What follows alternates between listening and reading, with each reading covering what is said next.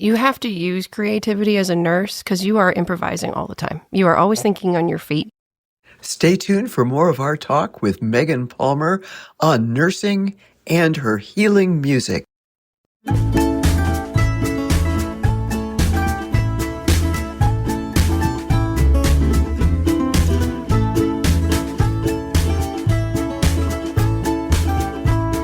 This is Kelli. And this is Sue. And welcome to Front Porch AF, our friends and neighbors. Gather to have a drink and a laugh and figure out how to solve all the problems of the world. Woohoo! That's so fun. We're getting good at it. We are. That's because you finally are reading it. You're not trying to remember. Yeah. Yeah. Okay. Hey, what's going on? I'm good. It's cold out there, but yet... And yet we have we're still drinking our cold drinks. Cold drinks. What are you having? I am having vodka.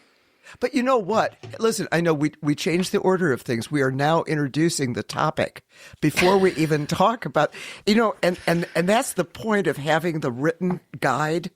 It says thing right here. Chat, preview, guest, and topic. It says chat, though. All right, Chat GPT. All right. And the topic today is... It actually is. If you look at the pronouns, it's Chat GPT. No, that's PGT. It's close. Anyway, go ahead. Yeah, do your thing, Sue. Anyway, let's follow the rules. We're going to talk about, and this is... everybody has had a nurse in their life who has made a difference. We're going to talk about nursing today and healing music with our guest, musician, nurse, Megan Palmer. Stay tuned. In a few minutes, you'll be done with us and you'll get to somebody really interesting. Exactly. Okay, speaking of drinks. Okay, speaking of drinks. What do you? So you're having a vodka gimlet. Vodka gimlet. Is this the best first one you've had today? This is the best first vodka gimlet of the day. Great. Here, listen to that. Yeah. Beautiful ice. I think our guest has one too. That's just awesome. Our guest does have one. Well, it's really bourbon weather for me because it's cold out there. But I'm having a Miller Lite because I have a new Huggy. And it says father figure. By the way, we're taping this, so there will be videotape evidence, but there will also be pictures on our website. What's our website, Kelli? www.frontporchaf.com. There you go. Anyway, this is Father Figure. It's Taylor Swift's song. Probably most George people Michael know song? him. Well, she actually gave the royalties to him, he's passed away, but his company, estate, for being able to use this in her song. It's the title. Anyway, she did it right. It's a great song. And by the way, that's awfully kind because you cannot copyright a title. Did you know that? I did not know that. Yeah. I was in publishing for a long time. If you want to call yourself the Holy Bible, you can call yourself the Holy Bible. Well, I'll have to consider as long as it's not for fraudulent purposes. Oh. Yeah. And that's why God invented lawyers. Yeah. Thank you. Okay, anyway, I need to shout out to David and Amanda, who are avid listeners to our podcast, and they are the ones that gifted me with this lovely Huggy. They're not lawyers, are they? No. Good. Amanda's an HR person, so we may need her. Hey, that's an excellent Huggy. Mm-hmm. See, I said Huggy, not Koozie. Very good. You've won. Well, I did win because I sent you proof documentation. That's right. Because I got another Huggy for Christmas, and it came with its packaging, and on the packaging it said Huggy. I think I sent you a picture of it. You did send me a picture of it. It was made with AI, so I don't believe it. It was not. Shut up. Anyway, let's go ahead. What's going on? What's going on with you in the neighborhood? Neighborhood notes. I have been kind of, just sticking around home, so I haven't gotten out and about, but I did two things to tell you. I figured out TikTok, and Front Porch AF finally has a TikTok account. You are getting so good at that stuff. I'm just call me 13. Yes, we'll call you 13. That's Taylor Swift's favorite number. And the YouTube video that I managed to put up that you took and produced of the Farm Swifties singing The Fate of Ophelia got over 1,000 views in the first 5 days. That's a lot. I know. And it's racking them up. Racking them up. That's great. So you're pretty darn good. What are you up to? Oh my goodness. I've been busy. I've had lots of guests, family in and out. Today is the last day. We are filming this recording this in advance. Today's the last day of deer season. So, I've been out in the woods deer hunting, and our good neighbor Barry harvested a doe this morning and went out and helped him field dress it, and get it to the Was truck. it Bambi's mother? It was not. As a matter of fact, Okay. I think Fred and Jane, their mothers, but not Bambi. Oh, good, Bambi doesn't good. live here. Bambi doesn't live here No, anymore? Bambi's gone. Oh, Anyway, so the last day of deer season, immigrant. and while we were out there, so last year we had a big problem with beavers, and there's a creek that runs. You have that little creek. Your Yes. little water goes into the creek down the hill from Yes. me, and then that runs around and goes into the Cumberland. But it goes under two big culverts between here and the Cumberland. And last year the beavers had completely dammed those up. They're like, I can walk like 6 foot in diameter culverts, right? And so stormwater came out and opened them up, and then we had some beavers had to cross a rainbow bridge after that, and. Were they escorted across the rainbow they were. bridge? Okay. And then, so anyway, but they're back. The beavers are The back. beavers are back. You can't And keep a good beaver You down. can't. So I took Barry out there and I showed him where their den is. And they don't have a big wood dam. They have burrowed into the side of the bank, the bluff, and they have their den there. And so. Kind of like the Indians in New Mexico, the Ansari Indians. Well, Yeah, I don't remember. I don't know but the name, but yes. the Pueblo Indians, I think. Okay. One of we them. can look it up. We But- should look it up. But anyway, so the beavers are back, and they've got the culvert like halfway blocked. My beaver's back and you're gonna be in trouble. Hey la, my beaver. I don't know why I brought this up. Like, that was just You not knew a you were good gonna be idea. in trouble. the I minute knew you I was did going to be in trouble. I mean, can we switch to raccoons? it. Oh, yes. Do you have raccoons? I don't, but our good friend Nikki Bloom has got a Right down the raccoon road. right down the road. Yeah. And she's been on one of our video shorts before. Yeah. She's got a raccoon problem in her barn. How can raccoons be a problem? Oh, they overturn trash and stuff, right? Well, her barn is kind of nice, and she has a loft, That's and right. there's between the loft floor and the ceiling to the lower floor of the barn, there's like about a 12-inch space. And so the raccoons like to get in there and nest and destroy the ceiling and just... The ambiance of the place is just gone to hell. Yeah. So anyway, wild raccoons in the bin that we're going to have to, You can make hats. You can make hats out of them. we're going to make Nikki a coonskin hat. You can make a brooch. You can make a tie. I picked a bad week to give up drinking. I think you did. Or at least maybe New we Year's did. resolutions. How are they going? I don't make New Year's resolutions. You don't? Do you? Well, no. But, I kind of thought I'd just check in and see. Do you know anybody who makes them? Nope. Nope. Are we too old? Have we just given up? No, I think it's I don't know. I don't think people do that anymore. Wait a minute. Look at all the gym ads you see on TV. Look at all the low calorie food. Look New at all year, new me. the no alcohol beer. I mean, this is a big Is thing. it dry January? Is that It a is thing? dry January. I think it's damp January. Is it? Oh, wait a minute. We see our guest raising a hand. Damp January. She's agreeing to that. I think that's what we'll officially tag it. Damp January. Yeah, no, I don't have any New Year's resolution. But I had one other thing to talk about for neighborhood notes. Well, please go on. Don't let me stop you. I won't. I'm going to circle us back to this. Yeah. Okay.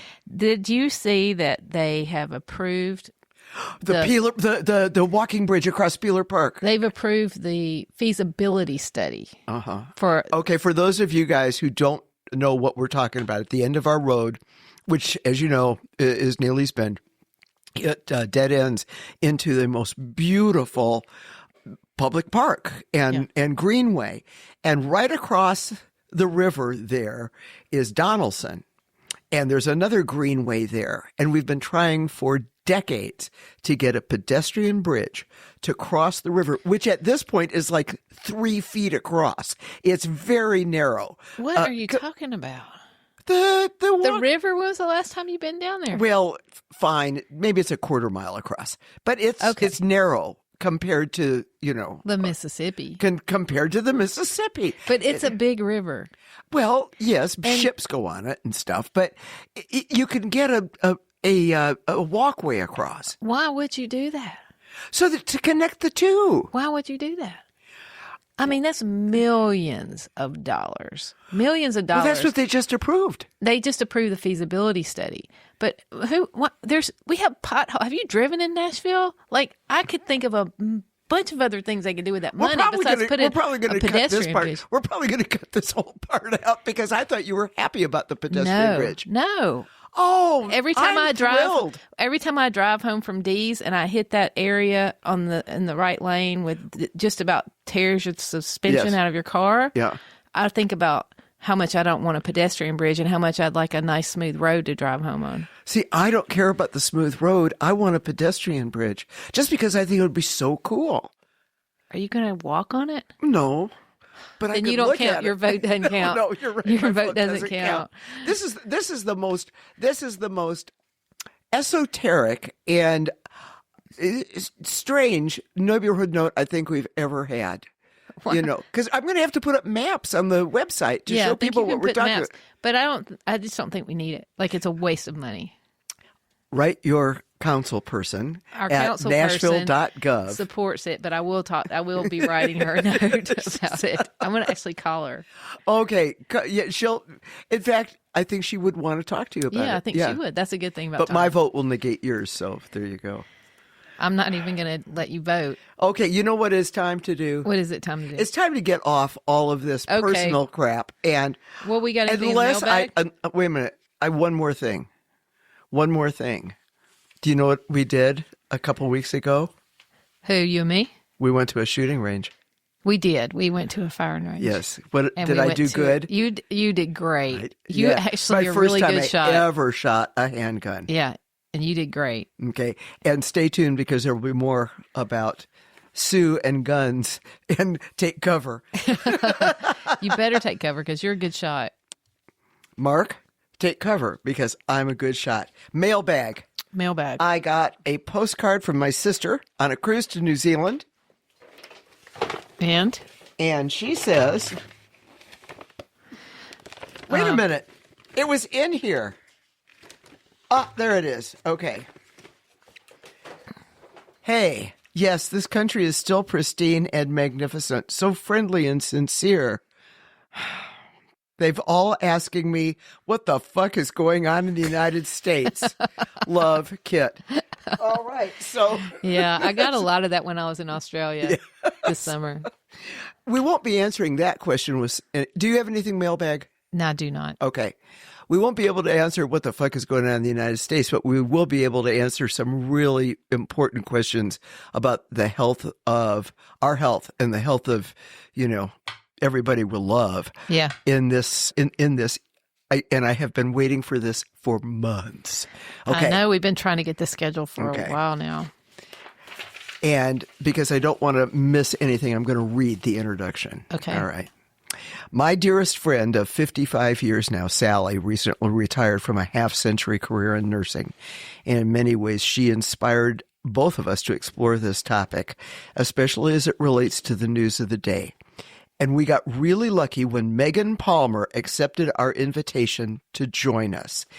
I first heard Megan Palmer years ago at the 5 Spot. It's an East Nashville venue, when she was performing with one of the many other incredibly talented musicians we have here. And now I can't even remember just who she was with at that time. But what I do remember is being blown away by this violinist with the most beautiful voice. She knocked me out. She's played, and I've learned that she's played with some of the best on the Americana music scene. Tim Easton, Bob Lewis, Amy Speece, Ann McHugh, Darren Bradbury, Jason Quicksall, just to name a few. What I learned later was that I didn't know this for the longest time, that she's also a registered nurse who has worked in palliative care for the longest time and now is in rheumatology. And that she has blended her science and art to create something she calls healing music. When in 2021, dealing with the physical and psychological effects of the COVID shutdown, Megan released the EP, Take Good Care. It's a collection of songs written with her nursing colleagues as they process the complex emotions and highlighted an important part of what she and her co-workers use daily in end-of-life care. And that was compassion. Megan has been a nurse for 25 years, and she has seen a lot of changes and challenges in the nursing profession over that time. Today, there's a crisis in nursing in America, so we want to talk with her about that and about her music and about how they all come together in her unique blend of artistry and healing. So, Megan Palmer, welcome to our Front Porch, and thank you so much for joining us. Oh, thank you for having me. I have been looking forward to this ever since we cooked up this idea at the bar. It wasn't a bar. It is so cool to have you here today. I was just thinking as you were going through that intro that one of the times I've seen Megan sing is for the Linda Ronstadt tribute. And oh my gosh. Mm-hmm. Yeah, you just blew me away. It was awesome. And we'll give you a little bit more information about how to listen to Megan's music a little bit down the line, because I'm dying to talk about nursing first, if that's okay with you guys. Megan, what was your path to nursing? Well, when I was in high school, I was really working hard to be a musician. I was studying violin, and I thought I was going to just become a musician. And for some reason, something whispered in my ear when I got to school, when I went to college, that said I should sign up for nursing. And I don't even know why or what that was. And I continued to study music. I actually minored in music at Capital University in Columbus, Ohio. But I started taking nursing classes, and I was blessed with a wonderful clinical instructor who kind of opened my eyes to what nursing could be. Because I have to admit, the first year and a half, I was like, I don't think this is for me. I don't know if I like people. That's the hard. So what did you end up, when you first finished your training piece, what did you first end up doing? My first year of nursing was on a renal unit, which is a kidney disease, and it was a med surg, and I was working nights, and it was terrifying. And then I moved into critical care right after that, and I did that for a few years. Which is equally terrifying? Absolutely, absolutely terrifying. But I was like, I'm going to get in this and see what's going on. And I wanted to learn everything I could. And I was fascinated with the human body, how it heals and how it breaks down and all the things in between of that. And so I just sort of kept going, and I worked in cardiac, post-open heart step down. I did a whole bunch of things. And then I became a travel nurse in New York City for 5 years. How fun. And bounced around the city, played a bunch of gigs, was compelled to play my hospital's talent show, which I had to audition for. Oh no. I did. Oh my gosh. That's fantastic. So you made it. I got into the show. I did. And then all paths led me back to Nashville, where I was hoping to continue to play music, because playing music in New York is hard. And I was starting to lose the life of that. So Tim Easton actually invited me to come and to play with him. And I thought, oh, well, I can get a nursing job and do that and keep playing music. Hospitals around here. So how did you get into palliative care? And is it palliative? I'd say palliative, but Palliative, yep, palliative care. Okay. I had heard about palliative care when I was in New York. We were kind of doing it on the fly, and I was fascinated with it, because one thing that was getting on my nerves about nursing is that I felt like I was torturing people, trying to fix them, and just doing things that people didn't want. And I was just starting to get really tired of that.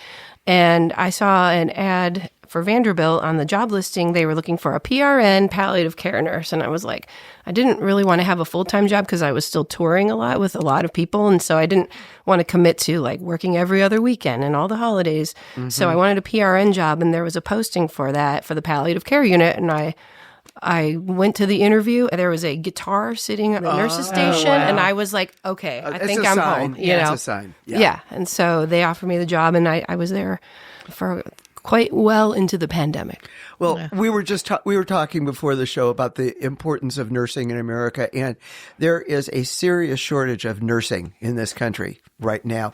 Why do you think that is? I've seen a lot of is it burning, staff shortages, pay, respect.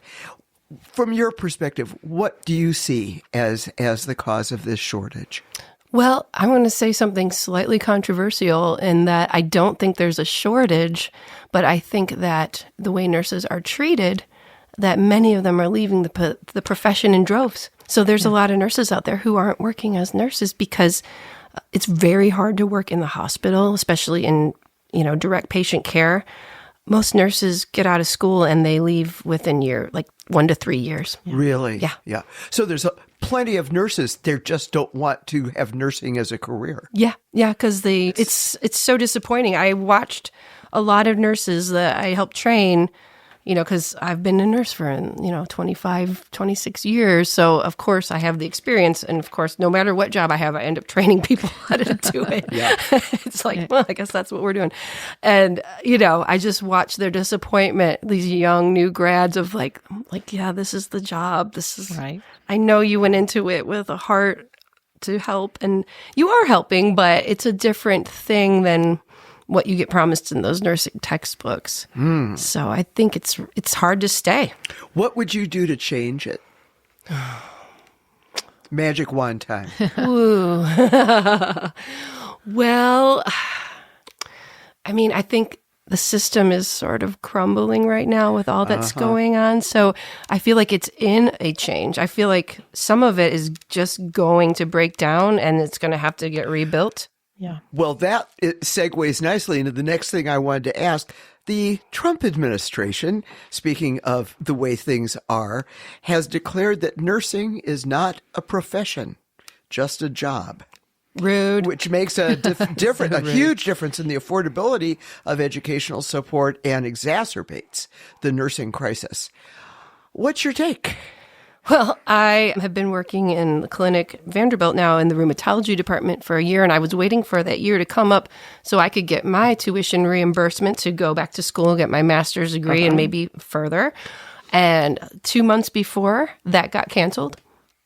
So no tuition reimbursement for advanced degree practice. Right. It was all about the tuition reimbursement, right? Or student loans and stuff. That's what it was all about. It's all roped into that. So they're basically trying to keep a profession down, and that they don't want people it's more than 50% women as nurses to stay in their lane, and they're trying to keep us from getting more power and strength. And from my experience in the healthcare world as a patient, I would rather talk to my nurse. I have a nurse practitioner. Yes. Yeah. Versus dealing with a doctor. It's so much easier, and it seems like you guys spend so much more time with people and talk and actually get to know. Do you think that it could have anything to do with that the majority of nurses are women? Yeah, I think that's a lot of it. You mean? It's just a wild idea that just came into my head.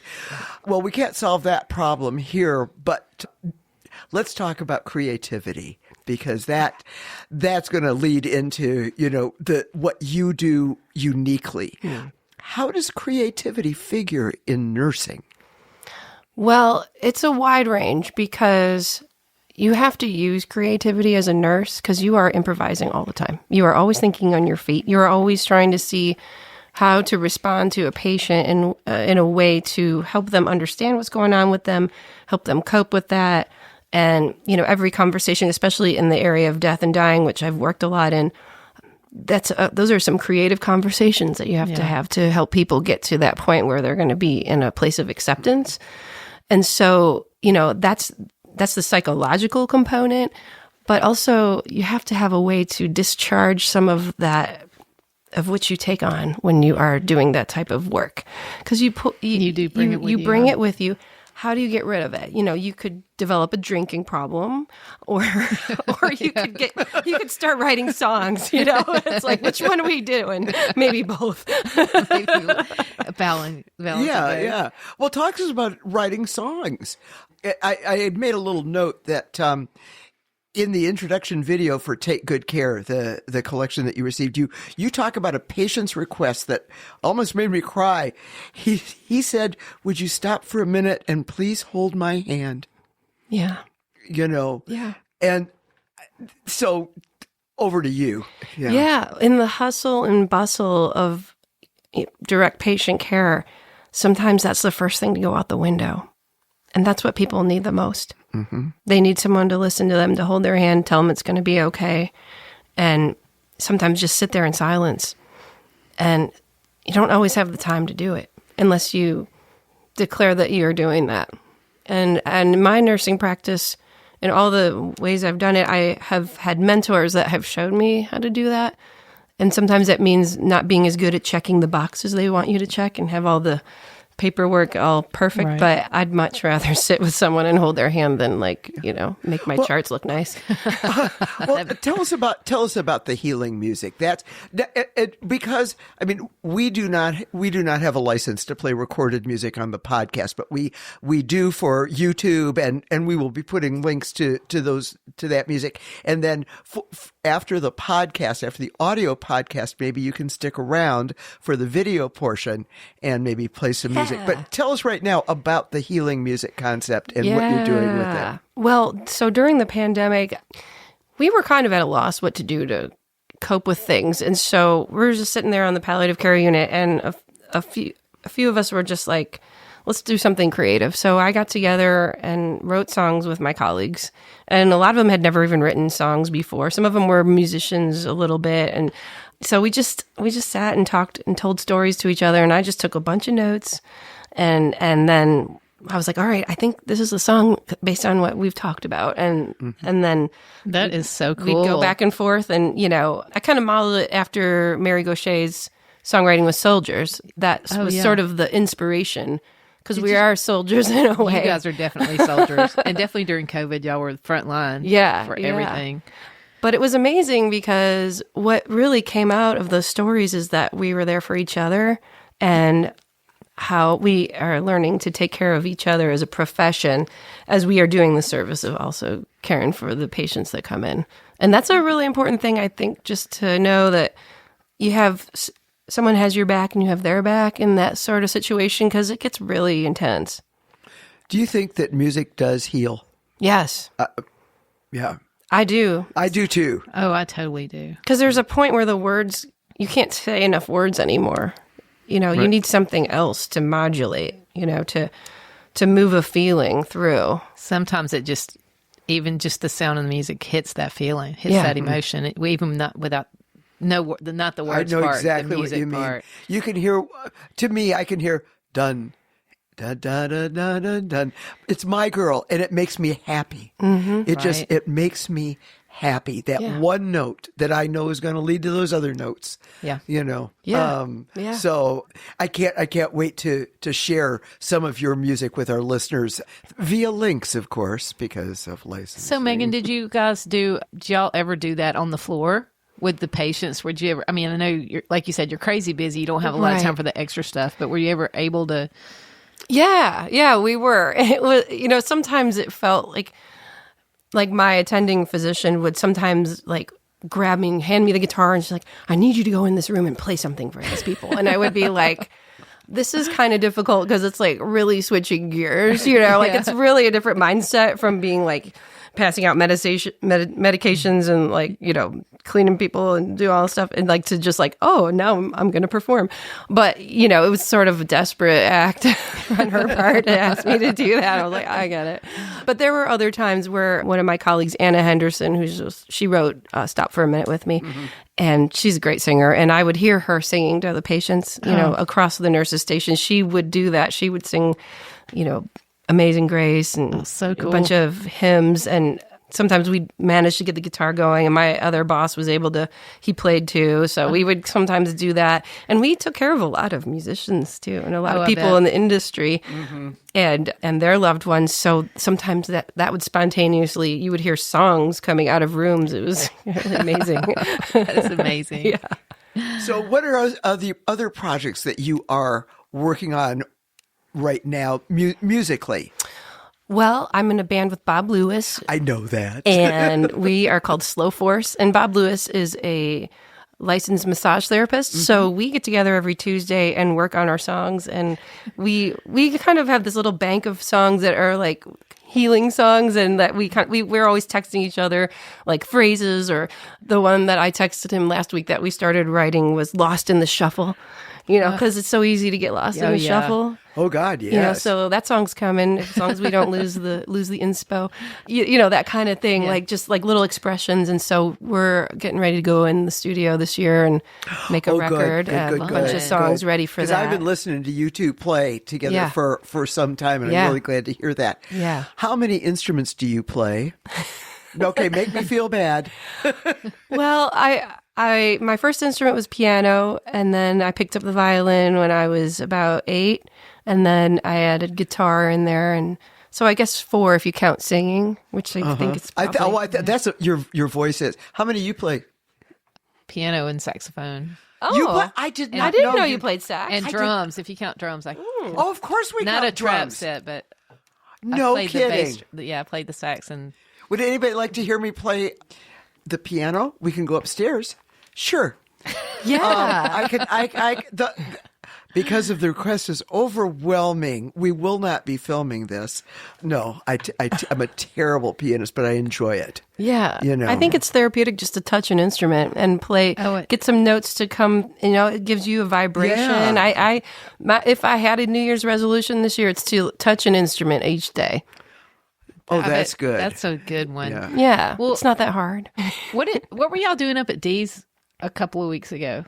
I was in Washington State. We were streaming that. Yeah. So Bob and I put together a whole night in benefit for SafePaw, the Southern Alliance for People and Animal Welfare. Lori Green. Yeah. Oh, you had Lori on? Oh, Yeah. nice. Yeah, we had Lori on. Yeah. Oh, I haven't heard that one. I got to catch up. Yeah, it is. It's pets of the homeless. Nice. Yeah, and I've been working with Lori. I forgot how long. I only have Facebook to remind me, but like about 10 years I've been helping her out. But this year we really leaned into it and put this whole night benefit together. It went from like 6 p.m. till midnight, and we had a silent auction. We had like 25 artists. It was a total crazy thing, but it was really awesome. We had a good time. Right. We raised a lot of money too. It was a great vibe. I mean, even online, even from across the country, watching the stream, it's like, oh man, this is a wonderful event to be part of. It was my favorite gig of the year. And we do sandwiches. Yes. Yes, we do sandwiches for the homeless. And my Saturday is coming up here. Yep. I'm going to be up on this coming Saturday too. Okay. Yep. Where can people find your music? And more, you don't, by the way, it's not just music, it's not just nursing, but you write. Yes, you do. Look at this. You do. Okay, Guilty. Listener, she's blushing.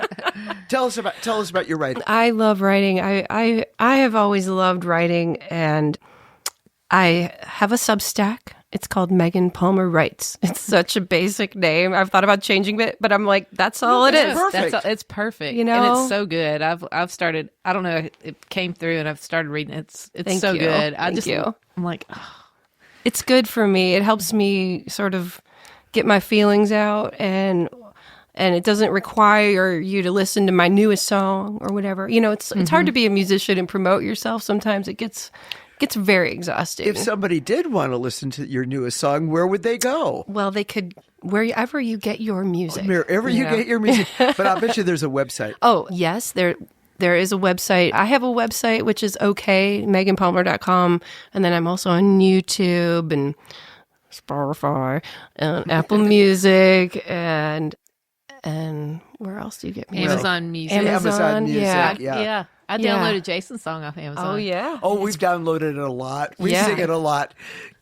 Get off my ass this Christmas. It's not autobiographical. Oh, you think not? I think we He says it's not, but I don't know. I beg to differ. Let's see. We already talked about what you're up next to. We've got SafePaw. What would it be an organization that you would recommend to folks if they wanted to make a positive difference in either or healing, nursing, care, healing music? Where do you think would somebody get some more information or be able to take some positive steps that way? Well, obviously they could contact me. I know a lot of people. I helped out with a book that was about nurses and compassion by a woman named Donna Gaffney. And I also... Links will be on the website. I will send you the links for that. I'm also involved in the therapeutic touch community, which is a healing-based energy healing that's based in nursing. And I'm actually on the board of trustees for that. And so I do a lot of that. And we do a lot of distance healing and group meditations and things like that. It's really, that sounds really fun. Distance great. healing. That sounds interesting. And yes, we will have links on the website under the Take Action. Do we have a minute for you to tell us what distance healing is? Yeah. Yes. Yeah. I mean, like, what Yes, is we that? do. I'll cut out a bunch of stuff that I was talking about earlier, but please go on. Yeah, well, it's something that we, in the therapeutic touch community, that we've always been aware of, that we have done. But since when the pandemic happened, we started working on Zoom with each other when we couldn't be in person. And it turns out you can do a healing over Zoom and it works. And I was super skeptical of it. I was like, I don't think this is going to work. And then it did. And I was like, oh, wow, that's amazing. It's just about connecting energy fields, You can do it over Zoom. You can do it over Zoom. Yeah. That is so Yeah. And crazy. I have. And I've received it and also given healing over Zoom, which is great for people that can't get out or if Exactly. they're far away or, Yeah. What does therapeutic touch mean?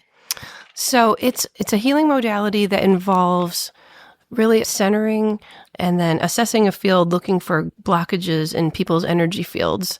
It's kind of similar to Reiki or healing touch, but it's a little bit more nursing theory based. It was formed by nurses 50 years ago. So there's been a lot of studies done, and I love it. I've been practicing it for almost as long as I've been a nurse. Oh, wow. Wow, that's great. Yeah. You had a pretty important mentor in that process, didn't you? Yes. Her name is Debbie Shields, and she was my first nursing instructor. Oh, And cool. and she is still she's pretty ill right now, but she's amazing and one of my favorite people in the world. Well, we can't thank you enough for sharing that with us and for being our guest. We could go on and on, but the old clock on the wall. Wow, time flies.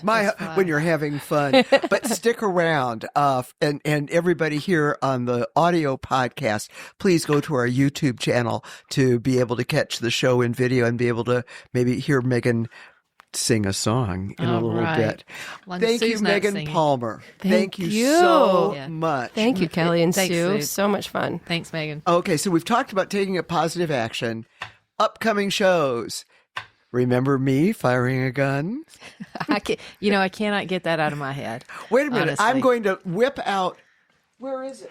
I'll put it away. You put it away. All right, I'm going to take a picture of it and put it up. You should see the little cartoon person.